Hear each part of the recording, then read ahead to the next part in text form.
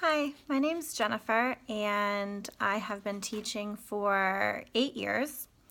And talking about the dispositions, I feel like I do possess and use a good amount of them daily in my instruction in my classroom. The first one would definitely be high expectations.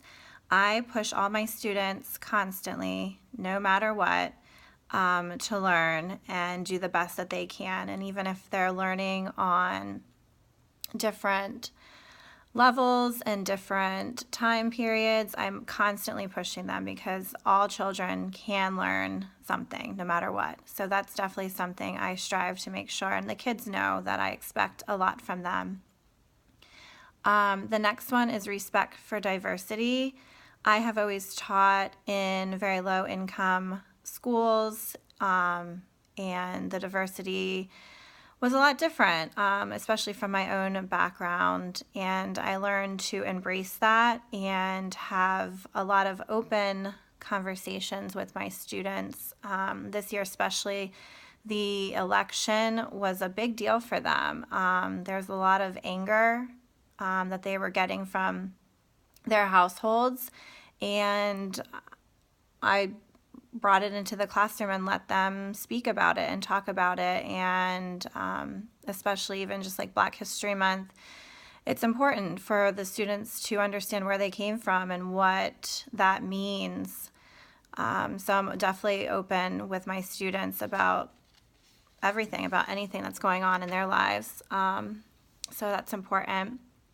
And going into that, I feel like compassion and advocacy, they both kind of go together, but from day one with my kids in my classroom, I tell them that we are a family and I'm like your classroom mom and you guys are brothers and sisters, and how I'll talk about how I treat my family, and that's how we should treat each other in the classroom, because they are, at times, the students can be very angry with each other and they're yelling and screaming at each other, and we, definitely talk about how that's not the proper way to communicate your feelings to others. So I'm very big on building rapport and relationships with the students. I just want them to know that I do care about them and we're a family at school. I spend a lot of kids, I'm their number one caregiver during the day, and they might not see their families a lot at times at home. Parents are working, so they have to know that I care, and I do feel like students will work harder for somebody who truly cares about them and worries about them, not just about their academics and behavior in the classroom, but also about what's going on in their life.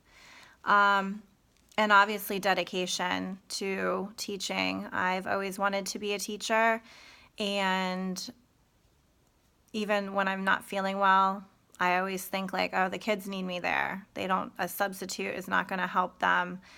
They'll probably have more behavior problems when I'm not there. So no matter what, I try my best to always be at school. I'm always on time, and I'm always there at the door greeting them, to start their day off on a positive note.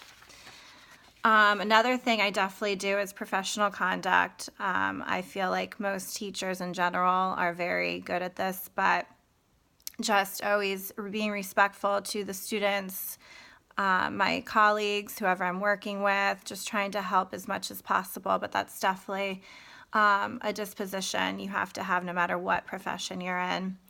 A reflection is another one that the more I've taught, the more I have become better at it.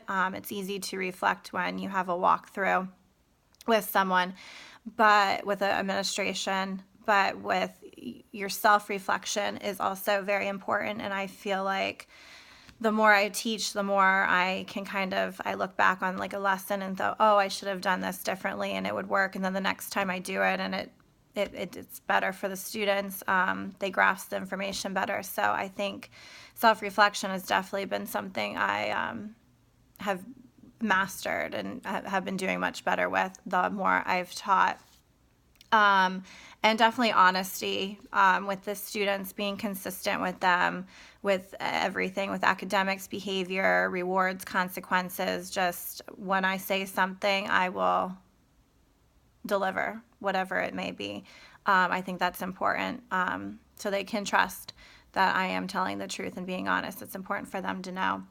The two things that I still feel like I can work on would be fairness. I do think sometimes the students with behavior problems get more, they get away with a lot more than the perfect students that are sitting there all the time. So that's definitely something I am still trying to find a balance to. And curiosity is also one. School administration always wants you to, at least at the schools I've been at, want you to follow the curriculum exactly. And I think I need to try to branch out more and be a little more creative with the lessons at times and put my own spin on things. And also technology would be one I could work on, trying to use different technology tools for the students, since the world today is so technology driven.